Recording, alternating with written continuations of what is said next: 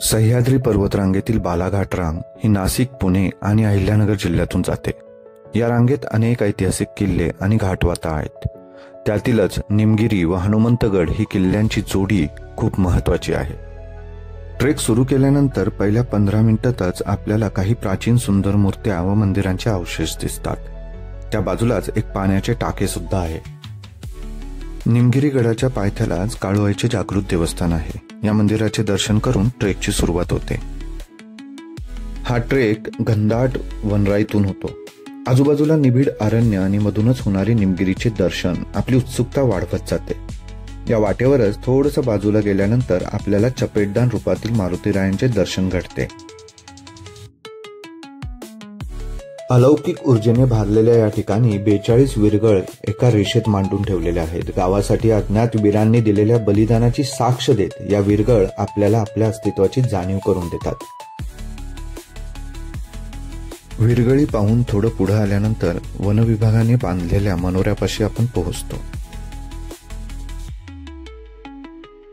तेथून एक अर्ध्या तासाची खडी चढाई केल्यानंतर आपण कातळात कोरलेल्या पायऱ्यांपर्यंत पोहोचतो।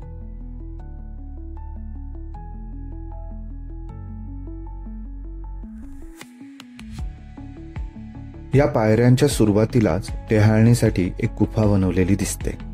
येथे थोड्या वेळ आराम करून आम्ही दगडी पायऱ्या चढण्यास सुरुवात केली।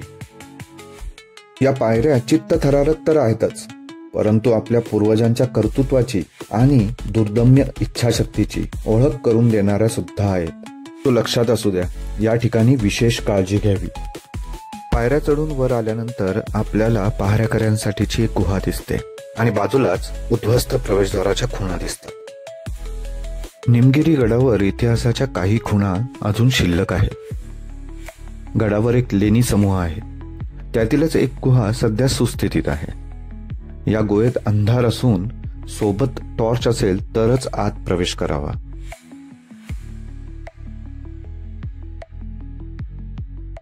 येथून दिसणारी हरिश्चंद्रगडाची डोंगर रांग आपला थकवा दूर करते। गडमाथ्यावर गजलक्ष्मीचे एक मंदिर असून बाजूलाच शिवलिंग सुद्धा आहे। या ठिकाणी थोडा आराम करून आम्ही आमचा मोर्चा हनुमंतगडाकडे वळवला। निमगिरी व हनुमंतगड हे एका खिंडीने जोडलेले आहेत। हनुमंतगडावर सुद्धा कातळात कोरलेल्या पायऱ्यांवरून जावं लागतंय। गडावर तटबंदीचे अवशेष आणि काही पाण्याच्या टाक्या आपल्याला दिसून येतात।